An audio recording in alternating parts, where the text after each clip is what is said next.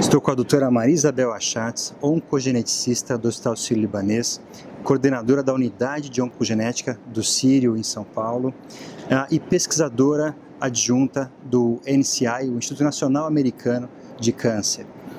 Marisabel, oncogenética, uma coisa importante, cada vez mais relevante, né? A gente está vendo que a oncogenética, o entender essa questão de risco familiar é importante tanto para a paciente, para intervenções de redução de risco, para tratamento, novas terapias e também para intervenção na família, né? E cada vez mais importante com esse monte de informação e de novas alterações genômicas. Aqui em San Antônio, o que você traz de novidade nesse sentido para as mulheres com câncer de mama? Excelente, Marcelo. Eu acho que a gente tem algumas coisas muito importantes hoje no avanço para o câncer hereditário, principalmente o câncer de mama hereditário.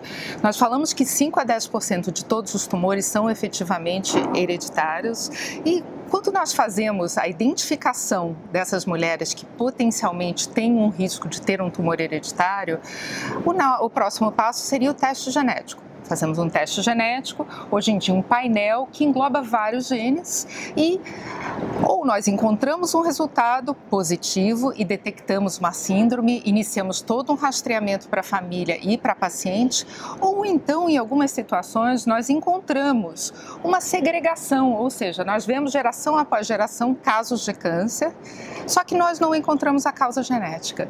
E nessas situações nós não podemos dar um resultado negativo, claramente existe algum tipo de hereditariedade nessas famílias. E o que nós encontramos aqui em San Antônio foi uma possível primeira resposta para isso. Nós tínhamos então já nos últimos 2 anos a apresentação tanto na ASCO quanto em San Antônio dos perfis de risco poligênico, que são alterações ao longo do genoma em genes específicos onde você tem uma pequena troca que isoladamente não vai aumentar o risco do paciente. Isso evoluiu ano a ano. No ano passado eles incorporaram dados típicos do próprio paciente. Então, idade da menarca, primeira menstruação, quantos filhos teve, que idade teve o primeiro filho, se amamentou ou não, a densidade mamária.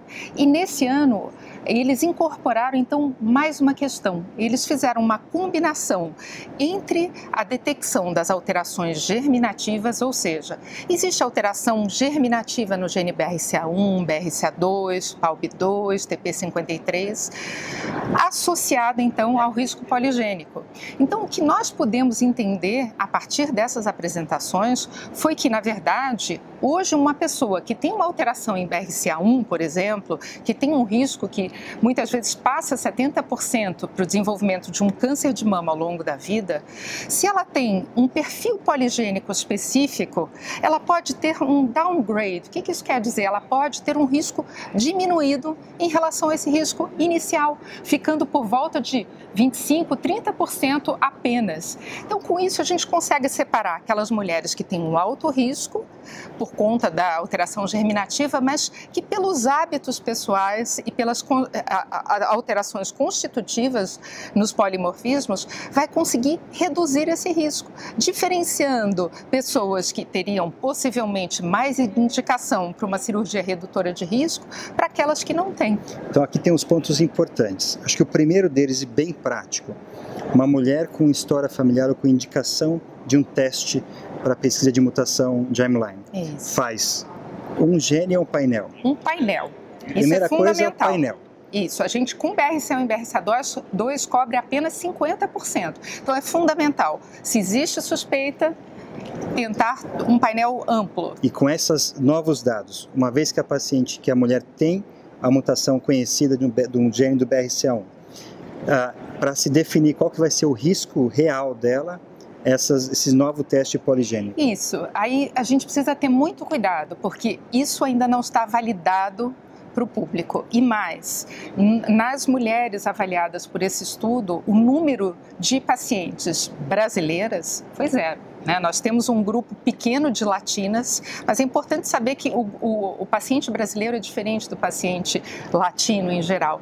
Então, esse estudo não está validado nem para a população latina, muito menos para a população brasileira. Então, nós vamos precisar fazer um teste parecido, né? Um estudo controlado parecido na nossa população.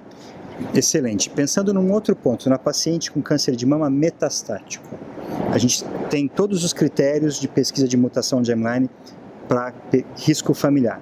E nos Estados Unidos, cada vez mais, com as novas terapias-alvo, inibidores de PARP, imunoterapia, como que a gente vai colocar agora para a mulher que não tem história familiar, que em teoria não teria indicação de fazer pesquisa de germline, na doença metastática?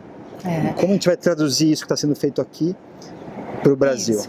Eu acho que essa é a hora onde nós trabalhamos mais próximo, né, Marcelo? Com frequência você me fala, puxa, eu estou com uma paciente com câncer metastático e eu posso beneficiar de um tratamento com um inibidor da PARP. Vamos testar? Imediatamente eu te falo, vamos testar, né? O benefício que nós temos para essas mulheres é enorme.